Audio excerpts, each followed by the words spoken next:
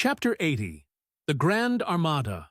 The long and narrow peninsula of Malacca, extending southeastward from the territories of Burma, forms the most southerly point of all Asia. In a continuous line from that peninsula stretch the long islands of Sumatra, Java, Bali, and Timor, which, with many others, form a vast mole, or rampart, lengthwise connecting Asia with Australia, and dividing the long, unbroken Indian Ocean from the thickly studded Oriental archipelagos. This rampart is pierced by several sally ports for the convenience of ships and whales, conspicuous among which are the Straits of Sunda and Malacca. By the Straits of Sunda, chiefly, vessels bound to China from the west emerge into the China Seas. Those narrow straits of Sunda divide Sumatra from Java, and standing midway in that vast rampart of islands, buttressed by that bold green promontory known to seamen as Java Head, they not a little correspond to the central gateway opening into some vast walled empire. And considering the inexhaustible wealth of spices and silks and jewels and gold and ivory with which the lands of that Oriental Sea are enriched, it seems a significant provision of nature that such treasures, by the very formation of the land, should at least bear the appearance, however ineffectual, of being guarded from the all-grasping Western world. The shores of the Straits of Sunda are unsupplied with those domineering fortresses which guard the entrances to the Mediterranean, the Baltic, and the Propontis. Unlike the Danes, these Orientals do not demand the obsequious homage of lowered topsails from the endless procession of ships before the wind, which for centuries past, by night and by day, have passed between the islands of Sumatra and Java, freighted with the costliest cargoes of the East. But while they freely waive a ceremonial like this, they do by no means renounce their claim to more solid tribute. Time out of mind, the piratical proas of the Malays, lurking among the low-shaded coves and islets of Sumatra, have sallied out upon the vessels sailing through the straits, fiercely demanding tribute at the point of their spears. Though by the repeated bloody chastisements they have received at the hands of European cruisers, the audacity of these corsairs has of late been somewhat repressed. Yet, even at the present day, we occasionally hear of English and American vessels, which, in those waters, have been remorselessly boarded and pillaged. With a fair, fresh wind, the Pequod was now drawing nigh to these straits, Ahab purposing to pass through them into the Javan Sea, and thence, cruising northwards, over waters known to be frequented here and there by the sperm whale, sweep inshore by the Philippine Islands, and gain the far coast of Japan in time for the great whaling season there. By these means, the circumnavigating Pequod would sweep almost all the known sperm whale cruising grounds of the world, previous to descending upon the line in the Pacific, where Ahab, though everywhere else foiled in his pursuit, firmly counted upon giving battle to Moby Dick. In the sea he was most known to frequent, and at a season when he might most reasonably be presumed to be haunting it. But how now? In this zoned quest, does Ahab touch no land? Does his crew drink air? Surely he will stop for water. Nay, for a long time now, the circus-running sun has raced within his fiery ring, and needs no sustenance but what's in himself. So Ahab. Mark this, too, in the whaler. While other hulls are loaded down with alien stuff, to be transferred to foreign wharves, the world-wandering whale ship carries no cargo but herself and crew, their weapons and their wants. She has a whole lake's contents bottled in her ample hold. She is ballasted with utilities, not altogether with unusable pig-lead and kentlage. She carries years' water in her, clear old prime Nantucket water, which, when 3 years afloat, the Nantucketer, in the Pacific, prefers to drink before the brackish fluid, but yesterday rafted off in casks from the Peruvian or Indian streams. Hence it is that, while other ships may have gone to China from New York, and back again, touching at a score of ports, the whale ship, in all that interval, may not have sighted one grain of soil, her crew having seen no man but floating seamen like themselves. So that did you carry them the news that another flood had come, they would only answer, "Well, boys, here's the ark." Now, as many sperm whales had been captured off the western coast of Java, in the near vicinity of the Straits of Sunda, indeed, as most of the ground round about was generally recognized by the fishermen as an excellent spot for cruising. Therefore, as the Pequod gained more and more upon Java Head, the lookouts were repeatedly hailed and admonished to keep wide awake. But though the green, palmy cliffs of the land soon loomed on the starboard bow, and with lighted nostrils the fresh cinnamon was snuffed in the air, yet not a single jet was descried. Almost renouncing all thought of falling in with any game hereabouts, the ship had well nigh entered the straits, when the customary cheering cry was heard from aloft, and ere long a spectacle of singular magnificence saluted us. But here be it premised that owing to the unwearied activity with which of late they have been hunted over all four oceans, the sperm whales, instead of almost invariably sailing in small detached companies, as in former times, are now frequently met with in extensive herds, sometimes embracing so great a multitude that it would almost seem as if numerous nations of them had sworn solemn league and covenant for mutual assistance and protean. To this aggregation of the sperm whale into such immense caravans may be imputed the circumstance that even in the best cruising grounds you may now sometimes sail for weeks and months together, without being greeted by a single spout, and then be suddenly saluted by what sometimes seems thousands on thousands. Broad on both bows, at the distance of some 2 or 3 miles, and forming a great semicircle, embracing one half of the level horizon, a continuous chain of whale jets were up-playing and sparkling in the noonday air, unlike the straight perpendicular twin jets of the right whale, which, dividing at top, falls over in 2 branches, like the cleft drooping boughs of a willow. The single forward slanting spout of the sperm whale presents a thick curled bush of white mist, continually rising and falling away to leeward.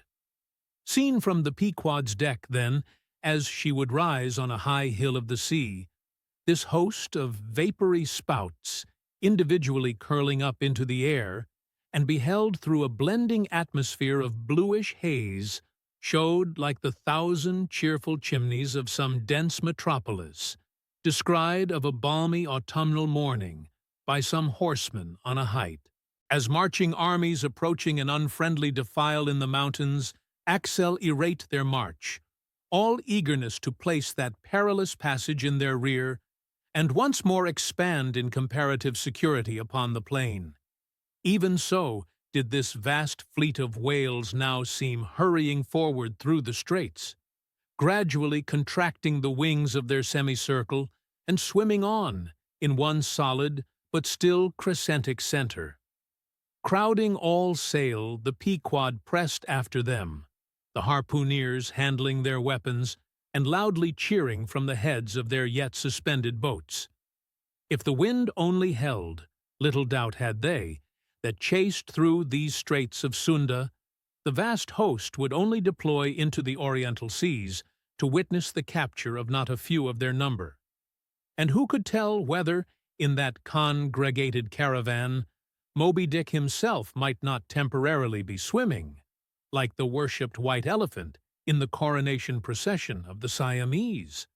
So, with stunsail piled on stunsail, we sailed along, driving these leviathans before us, when, of a sudden, the voice of Tashtego was heard, loudly directing attention to something in our wake. Corresponding to the crescent in our van, we beheld another in our rear. It seemed formed of detached white vapors, rising and falling something like the spouts of the whales. only they did not so completely come and go, for they constantly hovered without finally disappearing. Leveling his glass at this sight, Ahab quickly revolved in his pivot hole, crying, "Aloft there, and rig whips and buckets to wet the sails! Malays, sir, and after us!" As if too long lurking behind the headlands, till the Pequod should fairly have entered the straits, these rascally Asiatics were now in hot pursuit to make up for their overcautious delay. But when the swift Pequod, with a fresh leading wind, was herself in hot chase, how very kind of these tawny philanthropists to assist in speeding her on to her own chosen pursuit, mere riding whips and rowels to her, that they were.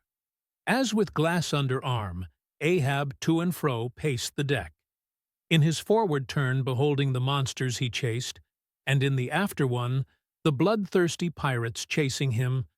Some such fancy as the above seemed his, and when he glanced upon the green walls of the watery defile in which the ship was then sailing, and bethought him that through that gate lay the route to his ven, and beheld how that through that same gate he was now both chasing and being chased to his deadly end. And not only that, but a herd of remorseless wild pirates and inhuman atheistical devils were infernally cheering him on with their curses. When all these conceits had passed through his brain, Ahab's brow was left gaunt and ribbed, like the black sand beach after some stormy tide has been gnawing it, without being able to drag the firm thing from its place. But thoughts like these troubled very few of the reckless crew, and when, after steadily dropping the pirates astern, the Pequod at last shot by the vivid green Cockatoo Point on the Sumatra side, emerging at last upon the broad waters beyond, then the harpooneers seemed more to grieve that the swift whales had been gaining upon the ship than to rejoice that the ship had so victoriously gained upon the Malays. But still driving on in the wake of the whales, at length they seemed abating their speed. Gradually the ship neared them, and the wind now dying away, word was passed to spring to the boats. But no sooner did the herd, by some presumed wonderful instinct of the sperm whale, become notified of the 3 keels that were after them, though as yet a mile in their rear, then they rallied again, and forming in close ranks and battalions, so that their spouts all looked like flashing lines of stacked bayonets, moved on with redoubled velocity. Stripped to our shirts and drawers, we sprang to the white ash, and after several hours pulling, were almost disposed to renounce the chase, when a general pausing commotion among the whales gave animating token that they were now at last under the influence of that strange perplexity of inert irresolution, which, when the fishermen perceive it in the whale, they say he is gallied. The compact martial columns in which they had been hitherto rapidly and steadily swimming were now broken up in one measureless rout, and like King Porus's elephants in the Indian battle with Alexander, they seemed going mad with consternation, in all directions expanding in vast irregular circles, and aimlessly swimming hither and thither. By their short, thick spoutings, they plainly betrayed their distraction of panic. This was still more strangely evinced by those of their number, who, completely paralyzed, as it were, helplessly floated like waterlogged, dismantled ships on the sea. Had these leviathans been but a flock of simple sheep, pursued over the pasture by 3 fierce wolves, they could not possibly have evinced such excessive dismay. But this occasional timidity is characteristic of almost all herding creatures. Though banding together in tens of thousands, the lion-manned buffaloes of the West have fled before a solitary horseman.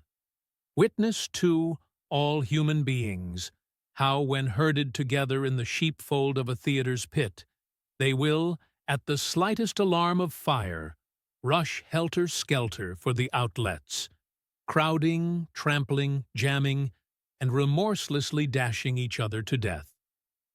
Best, therefore, withhold any amazement at the strangely gallied whales before us, for there is no folly of the beasts of the earth which is not infinitely outdone by the madness of men. Though many of the whales, as has been said, were in violent motion, yet it is to be observed that, as a whole, the herd neither advanced nor retreated, but collectively remained in one place. As is customary in those cases, the boats at once separated, each making for some one lone whale on the outskirts of the shoal. In about 3 minutes' time, Queequeg's harpoon was flung. The stricken fish darted blinding spray in our faces, and then, running away with us like light, steered straight for the heart of the herd. Though such a movement on the part of the whale, struck under such circumstances, is in no wise unprecedented, and indeed is almost always more or less anticipated, yet does it present one of the more perilous vicissitudes of the fishery. For as the swift monster drags you deeper and deeper into the frantic shoal, you bid adieu to circumspect life and only exist in a delirious throb. As blind and deaf, the whale plunged forward, as if by sheer power of speed to rid himself of the iron leech that had fastened to him. As we thus tore a white gash in the sea, on all sides menaced as we flew by the crazed creatures to and fro rushing about us. Our beset boat was like a ship mobbed by ice isles in a tempest, and striving to steer through their complicated channels and straits, knowing not at what moment it may be locked in and crushed. But not a bit daunted, Queequeg steered us manfully, now sheering off from this monster directly across our route in advance, now edging away from that, whose colossal flukes were suspended overhead, while all the time Starbuck stood up in the bows, lance in hand, pricking out of our way whatever whales he could reach by short darts, for there was no time to make long ones. Nor were the oarsmen quite idle, though their wonted duty was now altogether dispensed with. They chiefly attended to the shouting part of the business. "Out of the way, Commodore!" cried one, to a great dromedary that of a sudden rose bodily to the surface, and for an instant threatened to swamp us. "Hard down with your tail there!" cried a second to another, which, close to our gunwale, seemed calmly cooling himself with his own fan-like extremity. All whaleboats carry certain curious contrivances, originally invented by the Nantucket Indians, called drugs. 2 thick squares of wood of equal size are stoutly clenched together, so that they cross each other's grain at right angles. A line of considerable length is then attached to the middle of this block, and the other end of the line being looped, it can in a moment be fastened to a harpoon. It is chiefly among galleyed whales that this drug is used, for then more whales are close round you than you can possibly chase at one time. But sperm whales are not every day encountered. While you may then, you must kill all you can. And if you cannot kill them all at once, you must wing them, so that they can be afterwards killed at your leisure. Hence it is that at times like these the drug comes into requisition. Our boat was furnished with 3 of them. The first and second were successfully darted, and we saw the whales staggeringly running off, fettered by the enormous sidelong resistance of the towing drug. They were cramped like malefactors with the chain and ball. But upon flinging the third, in the act of tossing overboard the clumsy wooden block, it caught under one of the seats of the boat, and in an instant tore it out and carried it away, dropping the oarsman in the boat's bottom as the seat slid from under him. On both sides the sea came in at the wounded planks, but we stuffed 2 or 3 drawers and shirts in, and so stopped the leaks for the time. It had been next to impossible to dart these drugged harpoons, were it not that, as we advanced into the herd, our whale's way greatly diminished. Moreover, that as we went still further and further from the circumference of commotion, the direful disorders seemed waning, so that when at last the jerking harpoon drew out, and the towing whale sideways vanished, then, With the tapering force of his parting momentum, we glided between two whales into the innermost heart of the shoal. As if from some mountain torrent, we had slid into a serene valley lake. Here the storms in the roaring glens between the outermost whales were heard but not felt. In this central expanse, the sea presented that smooth, satin-like surface, called a sleek, produced by the subtle moisture thrown off by the whale in his more quiet moods.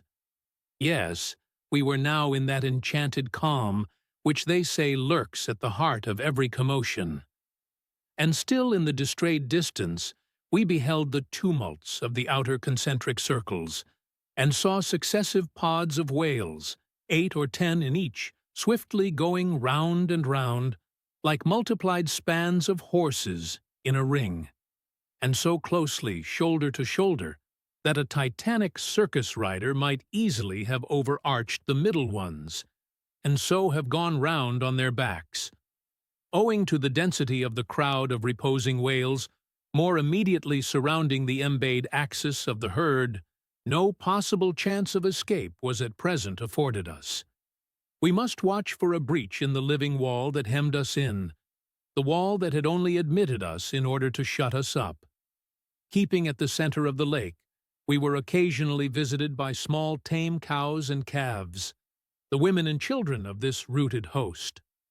Now, inclusive of the occasional wide intervals between the revolving outer circles, and inclusive of the spaces between the various pods in any one of those circles, the entire area at this juncture, embraced by the whole multitude, must have contained at least 2 or 3 square miles. At any rate, though indeed such a test at such a time might be deceptive, spoutings might be discovered from our low boat that seemed playing up almost from the rim of the horizon. I mention this circumstance because, as if the cows and calves had been purposely locked up in this innermost fold, and as if the wide extent of the herd had hitherto prevented them from learning the precise cause of its stopping, or possibly, being so young, unsophisticated, and every way innocent and inexperienced. However it may have been, these smaller whales, now and then visiting our becalmed boat from the margin of the lake, evinced a wondrous fearlessness and confidence, or else a still becharmed panic which it was impossible not to marvel at. Like household dogs they came snuffling round us, right up to our gunwales, and touching them, till it almost seemed that some spell had suddenly domesticated them. Queequeg patted their foreheads. Starbuck scratched their backs with his lance, but fearful of the consequences, for the time refrained from darting it. But far beneath this wondrous world upon the surface, another and still stranger world met our eyes as we gazed over the side. For, suspended in those watery vaults, floated the forms of the nursing mothers of the whales, and those that by their enormous girth seemed shortly to become mothers. The lake, as I have hinted, was to a considerable depth exceedingly transparent, and as human infants while suckling will calmly and fixedly gaze away from the breast, as if leading 2 different lives at the time, and while yet drawing mortal nourishment, be still spiritually feasting upon some unearthly reminiscence. Even so did the young of these whales seem looking up towards us, but not at us, as if we were but a bit of gulf-weed in their newborn sight. Floating on their sides, the mothers also seemed quietly eyeing us. One of these little infants, that from certain queer tokens seemed hardly a day old, might have measured some 14 feet in length, and some 6 feet in girth. He was a little frisky, though as yet his body seemed scarce, yet recovered from that irksome position it had so lately occupied in the maternal reticule, where, tail to head, and all ready for the final spring, the unborn whale lies bent like a Tartar's bow. The delicate side fins and the palms of his flukes still freshly retained the plaited, crumpled appearance of a baby's ears newly arrived from foreign parts. "Line! Line!" cried Queequeg, looking over the gunwale. "Him fast! Him fast! Who line him? Who struck? Two whale, one big, one little." "What ails ye, man?" cried Starbuck. "Look'ee here," said Queequeg, pointing down, "as when the stricken whale, that from the tub has reeled out hundreds of fathoms of rope, as, after deep sounding, he floats up again, and shows the slackened curling line buoyantly rising and spiraling towards the air. So now Starbuck saw long coils of the umbilical cord of Madam Leviathan, by which the young cub seemed still tethered to its dam. Not seldom in the rapid vicissitudes of the chase, this natural line, with the maternal end loose, becomes entangled with the hempen one, so that the cub is thereby trapped. Some of the subtlest secrets of the seas seem divulged to us in this enchanted pond. We saw young Leviathan amours in the deep, and thus, though surrounded by circle upon circle of consternations and affrights, did these inscrutable creatures at the center freely and fearlessly indulge in all peaceful concernments. Yea, serenely revelled in dalliance and delight. But even so, amid the tornadoed Atlantic of my being, do I myself still forever scent rally disport in mute calm, and while ponderous planets of unwaning woe revolve round me, deep down and deep inland, there I still bathe me in eternal mildness of joy. Meanwhile, as we thus lay entranced, the occasional sudden frantic spectacles in the distance evinced the activity of the other boats, still engaged in drugging the whales on the frontier of the host, or possibly carrying on the war within the first circle, where abundance of room and some convenient retreats were afforded them. But the sight of the enraged, drugged whales now and then blindly darting to and fro across the circles was nothing to what at last met our eyes. It is sometimes the custom, when fast to a whale, more than commonly powerful and alert, to seek to hamstring him, as it were, by sundering or maiming his gigantic tail tendon.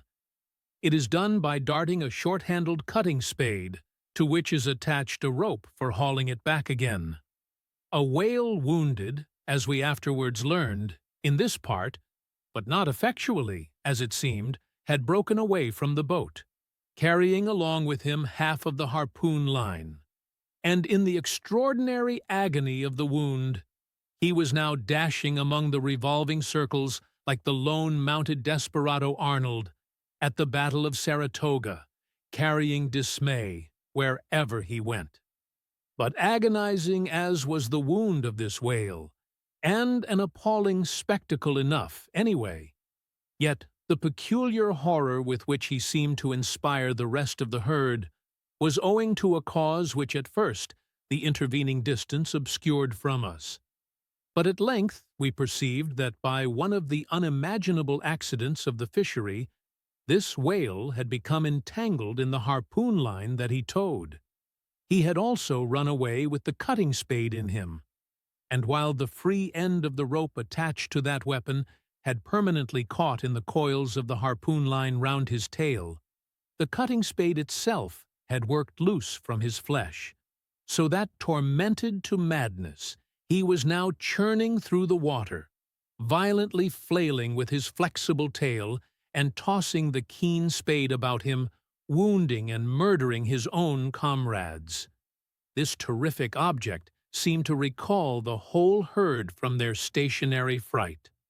First, the whales forming the margin of our lake began to crowd a little, and tumble against each other, as if lifted by half-spent billows from afar. Then the lake itself began faintly to heave and swell. The submarine bridal chambers and nurseries vanished. In more and more contracting orbits, the whales in the more central circles began to swim in thickening clusters. Yes, the long calm was departing. A low advancing hum was soon heard, and then, like to the tumultuous masses of block ice when the great river Hudson breaks up in spring, the entire host of whales came tumbling upon their inner center, as if to pile themselves up in one common mountain. Instantly, Starbuck and Queequeg changed places, Starbuck taking the stern. "Oars! Oars!" he intensely whispered, seizing the helm. "Gripe your oars and clutch your souls now! My God, men, stand by! Shove him off, you Queequeg! The whale there! Prick him! Hit him! Stand up, and stay so! Spring, men! Pull, men! Never mind their backs! Scrape them! Scrape away!" The boat was now all but jammed between two vast black bulks, leaving a narrow Dardanelles between their long lengths. But by desperate endeavor, we at last shot into a temporary opening, then giving way rapidly, and at the same time earnestly watching for another outlet. After many similar hair-breadth escapes, we at last swiftly glided into what had just been one of the outer circles, but now crossed by random whales, all violently making for one center. This lucky salvation was cheaply purchased by the loss of Queequeg's hat, who, while standing in the bows to prick the fugitive whales, had his hat taken clean from his head by the air eddy made by the sudden tossing of a pair of broad flukes close by. Riotous and disordered as the universal commotion now was, it soon resolved itself into what seemed a systematic movement. For having clumped together at last in one dense body, they then renewed their onward flight with augmented fleetness. Further pursuit was useless, but the boats still lingered in their wake to pick up what drugged whales might be dropped astern, and likewise to secure one which Flask had killed and waifed. The waif is a pennoned pole, 2 or 3 of which are carried by every boat, and which, when additional game is at hand, are inserted upright into the floating body of a dead whale, both to mark its place on the sea, and also as token of prior possession, should the boats of any other ship draw near. The result of this lowering was somewhat illustrative of that sagacious saying in the fishery: "The more whales, the less fish." Of all the drugged whales, only one was captured. The rest contrived to escape for the time, but only to be taken, as will hereafter be seen, by some other craft than the Pequod. To galley or gallow is to frighten excessively, to confound with fright. It is an old Saxon word. It occurs once in Shakespeare. The wrathful skies gallow the very wanderers of the dark, and make them keep their caves. To common language, the word is now completely obsolete. When the polite landsman first hears it from the gaunt Nantucketer, he is apt to set it down as one of the whaleman's self-derived savageries. Much the same is it with many other sinewy Saxonisms of this sort, which emigrated to New England rocks with the noble brawn of the old English emigrants in the time of the Commonwealth.